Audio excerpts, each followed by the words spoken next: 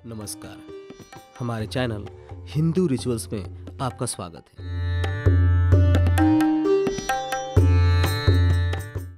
आइए इस वीडियो में सुनते हैं रामायण के कुछ महत्वपूर्ण भाग संक्षिप्त में। मिथिला नरेश जनक के दरबार में विश्वामित्र दोनों भाई राम और लक्ष्मण को लेकर गए।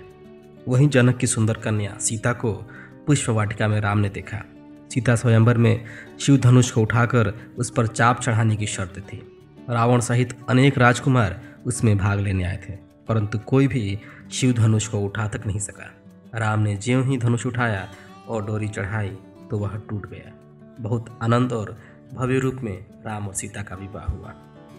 शिव धनुष भंग से उत्तेजित हुए परशुराम, जिन्हें विष्णु का छठा अवतार कहा जाता है, राम से द्वंद्व युद्ध के लिए तत्पर हो गए। लक्ष्मण और परशुराम में उग्र संवाद हुआ, परंतु शांतिप्रिय राम ने अपनी नम्रता से परशुराम को शांत कर दिया। राम के साथ ही उनके भाई लक्ष्मण का विवाह तो हुआ ही, अयोध्या से दशरथ के साथ आए दूसरे दोनों भाई भी इसी मंडप में विवाहित हुए। समय आने पर दशरथ ने राम को अपना उत्तराधिकारी घोषित किया तथा राज्याभिषेक की तैयारियां शुरू हो गई। दशरथ की सबसे छोटी रानी कैकेयी ने मंथरा नामक दासी की कुप्रेरणा से इसी प्रसन्नता के अवसर पर राजा से 2 वर मांगे।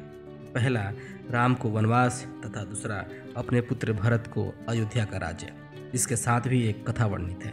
एक बार युद्ध क्षेत्र में कैकेयी राजा दशरथ के साथ थी तथा उसने युक्तिपूर्वक राजा का जीवन बचाया था। तभी राजा ने उसे 2 वर मांगने को कहा था। उसी का लाभ उठाकर कैकेयी ने रंग में भंग डाल दिया। राम ने माता की आज्ञा शिरोधार्य की। राम के साथ उनकी पत्नी सीता तथा अनुज लक्ष्मण भी 14 वर्षों के लिए वन को गए। राम के वियोग से दशरथ का प्राणांत हुआ। भरत ननिहाल से लौटे और उन्हें राज्य का उत्तराधिकारी बनने को कहा गया, पर उन्होंने स्पष्ट मना कर दिया। उनके अनुसार राज्य पर अधिकार बड़े भाई राम का ही है। राज्याधिकारी तथा अनुरक्त प्रजाजनों के साथ शत्रुघ्न के साथ भरत राम को लौटाने गए, पर राम जब वनवास की अवधि से पूर्व किसी भी दशा में अयोध्या लौटने को तैयार नहीं हुए तो उनकी चरण पादुका लेकर भरत लौट पड़े। राज्य सिंहासन पर पादुका प्रतीक चिन्ह के रूप में रखकर भरत ने राज्य का संभाला। विश्व की किसी संस्कृति में, इतिहास में ऐसा उदाहरण नहीं मिलेगा जहां राज्य एक साधारण गेंद की तरह एक दूसरे के पाले में उछाला जाता रहे। प्रायः इतिहास में राज्य के लिए भाई भाई में कट्टर शत्रुता एवं हिंसा के उदाहरण मिलते हैं, पर यह भारत की संस्कृति की उदात्तता है कि त्रेता युग में हमें आदर्श भ्रातृप्रेम के दर्शन होते हैं। वनवास के 10 वर्ष की अवधि में राम ने एक आश्रम से दूसरे आश्रमों में विभिन्न विषयों का ज्ञान एवं अनुभव प्राप्त किया। बाद में विंध्याचल के निकट अगस्त्य मुनि की सलाह से गोदावरी नदी के तट पर पंचवटी नामक स्थान पर कुटी बनाकर तीनों रहने लगे। इसी स्थान के पास ही राक्षसों का क्षेत्र था और समय समय पर वे पंचवटी में आते रहते थे। शूर्पणखा लंका के राजा रावण की बहन थी। वह राम को देखते ही उनके सौंदर्यशाली व्यक्तित्व से आकर्षित होकर उनके पास गई। राम ने उसके व्यवहार को स्वीकृति नहीं दी। शूर्पणखा ने सीता के प्रति अपशब्द कहे, तब लक्ष्मण ने क्रोध के वशीभूत होकर उसकी नाक काट दी। अपमान का प्रतिकार करने के लिए वह खरदूषण नामक 2 भाइयों को लेकर आई। सेना सहित दोनों भाई मारे गए। तब शूर्पणखा रावण के पास लंका गई। प्रतिशोध की भावना से प्रेरित होकर रावण ने मारीच के साथ मिलकर योजना बनाई। मारीच स्वर्ण मृग का रूप धारण कर पंचवटी गया। सीता उस मृग को देख आकर्षित हो गई और राम को उसका शिकार करने के लिए भेज दिया।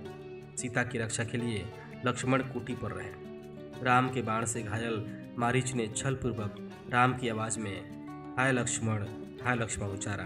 तब राम की सहायता के लिए लक्ष्मण भी सीता को छोड़कर चले गए। रावण साधु का वेश बनाकर कुटी पर आया तथा भिक्षा लेने के बहाने सीता को बाहर बुलाकर अपहृत कर लंका ले गया। वापस लौट कुटी पर सीता को न पाकर राम के क्रोध, क्षोभ एवं दुख की सीमा न रही। सीता के वियोग में दुखी राम एक सामान्य मनुष्य की तरह विलाप करने लगे। सीता की खोज के प्रयत्न में राम लक्ष्मण किष्किंधा के वानरराज सुग्रीव से मिले। उसके भाई बाली से छीने गए राज्य को उसे दिलवाकर मैत्री की। सुग्रीव की मित्रता के कारण ही वीर पवन पुत्र हनुमान जैसा सहयोगी प्राप्त हुआ। राम के प्रति एहसान जताने तथा अपनी मित्रता प्रमाणित करने के लिए सुग्रीव ने वानर सेना को सीता की खोज में भेजा, जिन्होंने पता लगाया कि सीता दक्षिण में लंका के राजा रावण के यहाँ बंदी है। तुरंत राम का दूत बनाकर हनुमान को सीता के पास भेजा गया। पवनसुत हनुमान मीलों लंबे सागर को लांघते हुए लंका पहुंचे तथा अशोक वाटिका में बंदिनी सीता को देखा। राम नाम अंकित मुद्रिका सीता को देकर उन्हें विश्वास दिलाया कि राम शीघ्र ही रावण के पंजे से मुक्त करवाने आएंगे। इसी बीच हनुमान की रावण के राक्षसों से झड़प हुई और वे उन्हें पकड़कर रावण के दरबार में ले गए। कथा प्रसिद्ध है कि रावण के पास ले जाने से पहले हनुमान बहुत से रक्षा पुरुषों तथा अक्षय कुमार नामक रावण के एक पुत्र को मार चुके थे। रावण के सबसे शक्तिशाली पुत्र मेघनाथ, जिसकी उपाधि इंद्रजीत थी, वह हनुमान को रावण के सम्मुख ले जाने में सफल हो पाया था। रावण ने अपने सेवकों को आदेश दिया कि हनुमान की पूंछ को तेल में भिगोकर आग लगा दो। हनुमान ने क्रोधित होकर एक भवन से दूसरे भवन में कूदते हुए लंका में आग लगा दी तथा राम के पास पहुंचकर सीता का संदेश दिया। राम लक्ष्मण ने भालू, बंदर, रीछों की बड़ी सेना के साथ लंका पर चढ़ाई करने की योजना बनाई।